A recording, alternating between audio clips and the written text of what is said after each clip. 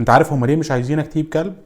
عشان ما تشوفش اللي احسن منهم، عشان ما تشوفش اللي اوفى منهم، عشان ما تشوفش حنان الحقيقي اللي انت فعلا محتاجه، عشان ما تشوفش الاهتمام اللي انت مش لاقيه معاهم. عشان لو جبت كلب هتفهمهم وتعرفهم على حياتهم. عايزين يتحكموا فيك ويمتلكوك، بس اول ما هتجيب كلب هتبتدي تقارن ما بين اهتمامهم واهتمامه، ما بين حبه وحبهم، ما بين وفائه ووفائهم.